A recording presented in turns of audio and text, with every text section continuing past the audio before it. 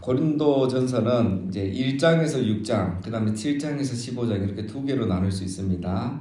자, 1장부터 6장은 바울이 그냥 고린도 교회 이렇게 권면입니다. 설교해주고 싶은 거 하는 거고, 7장부터 15장은 이제 바울의 그 처음 편지를 받고 이제 고린도 교회 교인들이 질문을 했습니다. 결혼 문제, 우상의 재물을 먹는 문제, 부활 문제, 예배 문제, 이것에 대한 이제 답변을 해주는 게 7장부터 나와요. 자, 그래서 오늘 읽는 우리가 본 1장은 바울의 권면입니다. 특히 복음에 관한 내용들이죠.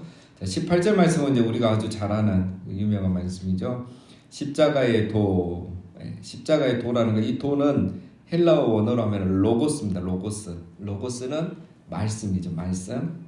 우리 도를 아십니까? 그 도가 아니고 요한복음 1장 1절에 보면 태초에 말씀이 계시니라. 그 말씀이 바로 이 십자가의 말씀입니다. 근데 우리가 지금 여기서는 도로 이렇게 번역이 됐는데, 십자가의 말씀, 한마디로 말하면 복음을 말하죠. 복음. 쉽게 이해하면 예수님이 십자가의 죽으심으로 우리가 제사함 받고 구원받는다는 그 말씀, 이걸 십자가의 말씀, 한마디로 하면 복음.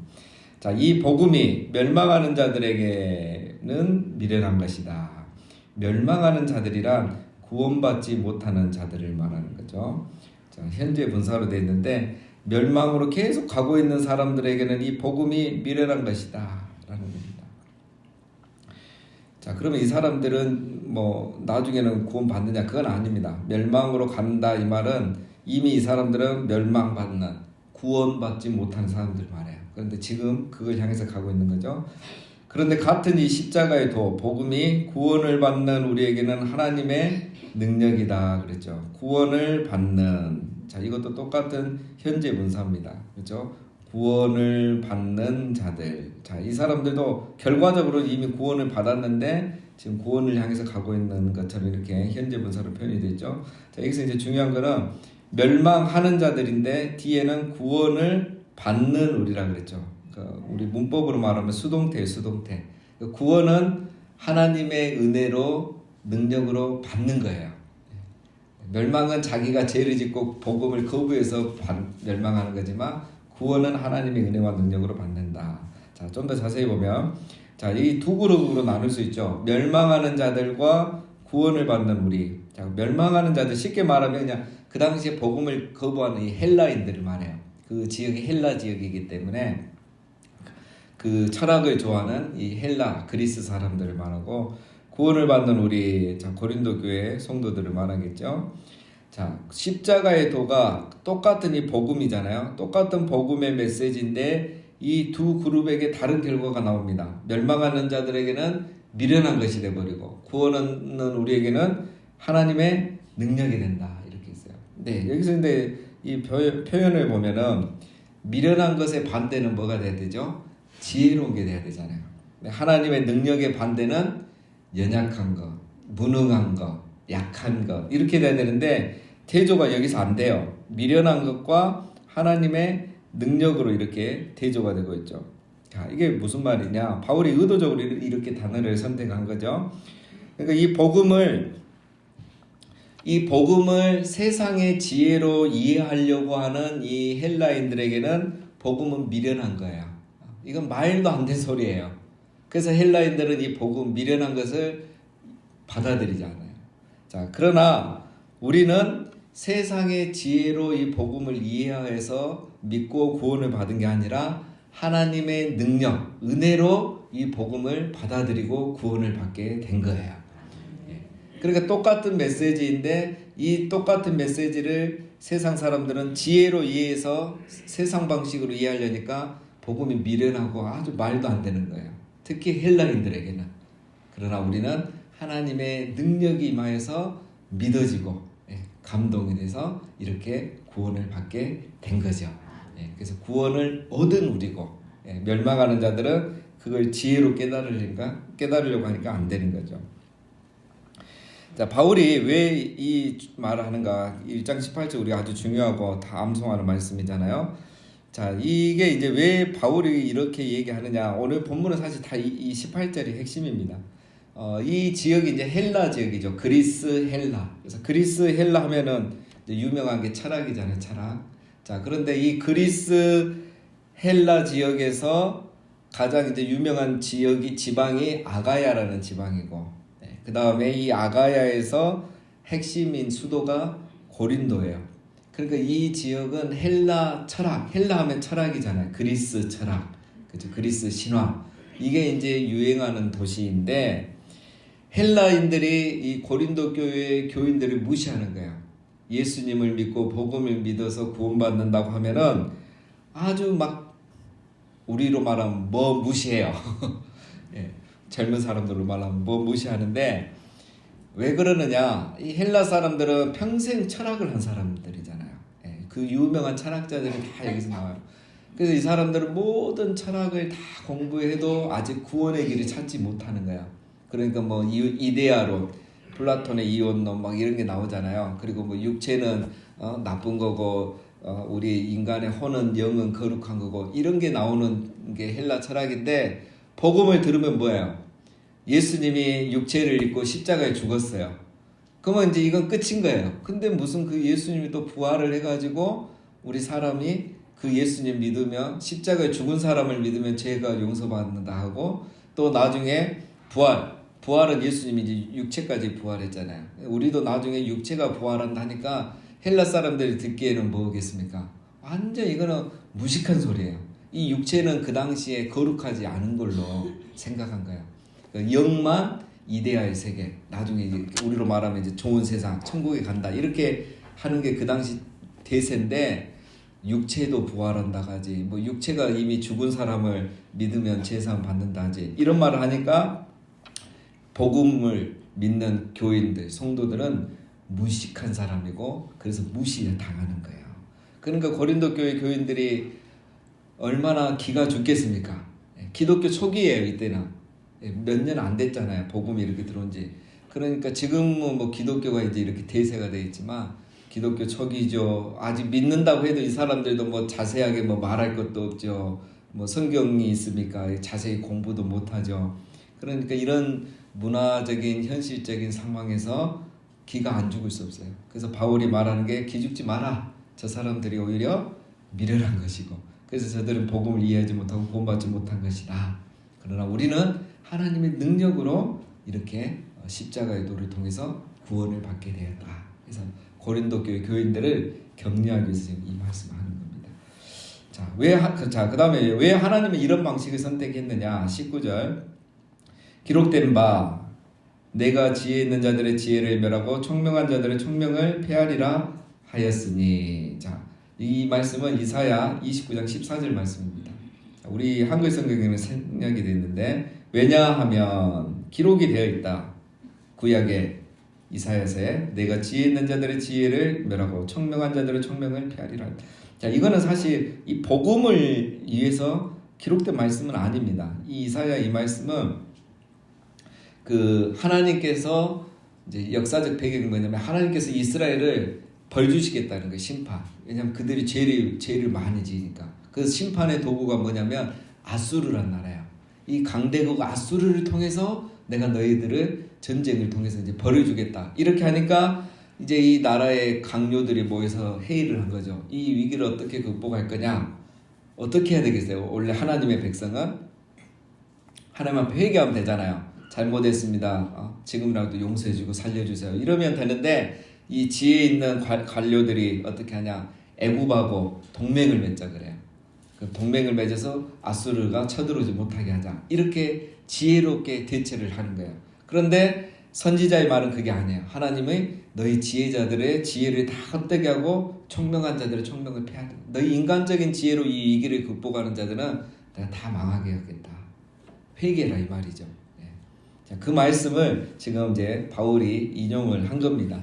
그러니까 그 상황에서도 인간의 지혜로 구원을 받으려고 하면 헛된 미련한 짓이고, 오히려 어떻게 되죠? 회개하고 하나님께로 돌아오면 하나님이 아수르로부터 구원을 해주는 거죠. 자, 지금도 세상 사람들이, 특히 헬라 사람들이 인간의 지혜와 철학으로 구원을 받으려고 하는데, 하나님은 그런 방식으로 구원하지 않는다. 언약 백성은 하나님의 은혜, 하나님의 능력으로 구원을 받는 것이다.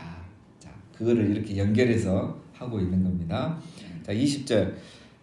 자, 지혜 있는 자가 어디 있느냐? 선비가 어디 있느냐? 이 세대의 변론가가 어디 있느냐? 하나님께서 이 세상의 지혜를 미련하게 하신 것이 아니냐? 자, 지혜 있는 자, 선비, 변론가, 이거는 그 당시에 이제 헬라 문화에서 이 똑똑한 사람들 말하는 거죠.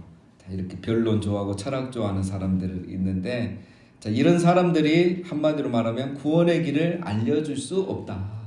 이 사람들이 구원받는 방법을 말해준 적이 없다. 왜? 하나님이 이 세상의 지혜로는 구원의 길을 알 수 없게 해 놓으셨기 때문에 세상의 지혜로는 구원 얻을 길을 알 수 없다. 겁니다. 자, 그러면 하나님의 지혜로운 방법은 무엇이냐? 21절에 하나님의 지혜에 있어서는 이 세상이 자기 지혜로 하나님을 알지 못하므로 하나님께서 전도에 미련한 것으로 믿는 자들을 구원하시기를 기뻐하셨도다.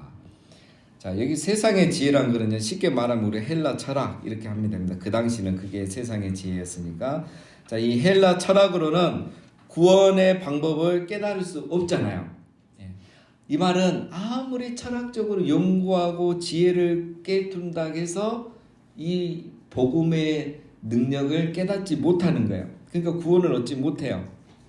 안 돼요. 그러니까 아무리 철학을 공부하고 토론을 하고 박사학위를 따도 안 돼요. 그런데 하나님의 지혜, 하나님의 방법은 뭐죠?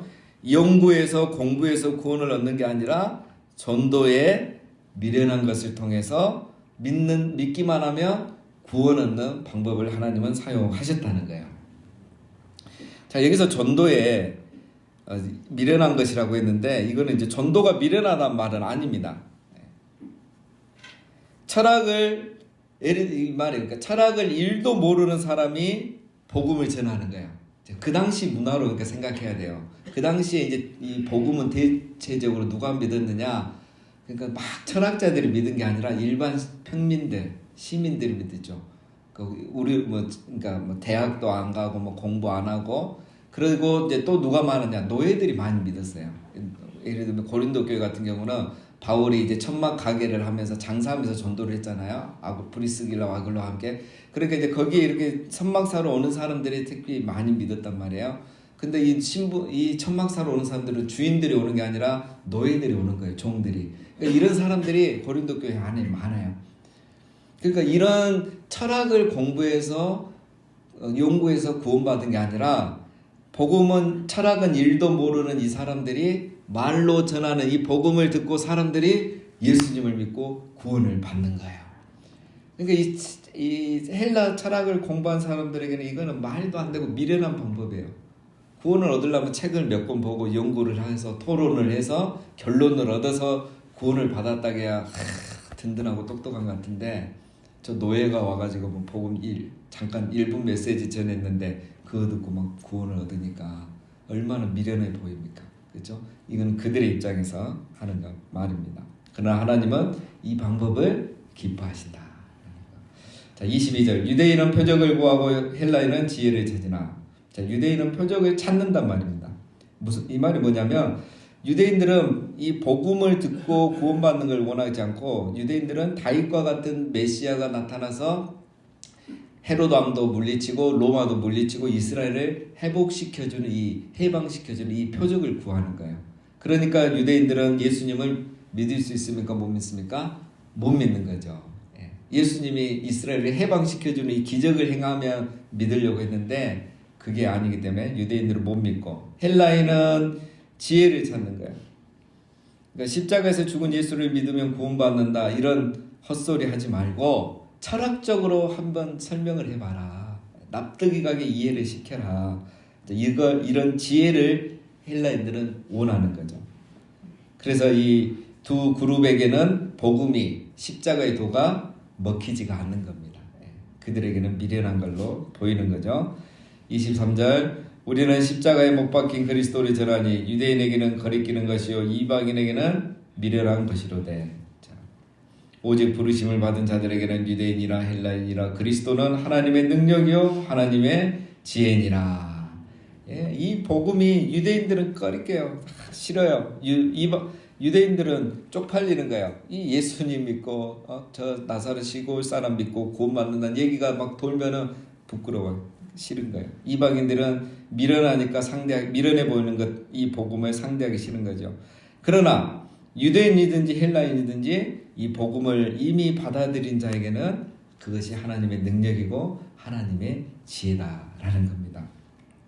오직 부르심을 받은 자들, 즉 누구죠? 유대인이든 헬라인이든 중요한 건 하나님의 부르심을 받은, 예정하고 부르신 자들에게는 이 구원이, 이 복음이 그들에게는 구원의 역사를 일으킨다라는 거죠. 자, 25절 한마디로 정리합니다. 하나님의 어리석음이 사람보다 지혜롭고 하나님의 약하심이 사람보다 강하니라. 바로 이게 복음의 능력을 말하는 거고 십자가의 도, 구원의 도를 말하는 거죠. 그러니까 사람이 아무리 지혜로운 것을 다 동원해도 하나님의 가장 미련한 것도 이해할 수 없다. 복음은 오직 하나님의 능력으로, 하나님의 은혜로만 이해할 수 있고 믿을 수 있고 그래서 구원받을 수 있다라는 것이고, 오늘 우리가 바로 하나님의 이 은혜와 능력을 힘입어서 믿음을 갖게 됐고 구원을 받은 줄로 믿습니다. 자, 이 복음을 오늘 바울이 고린도 교회에 전한 겁니다.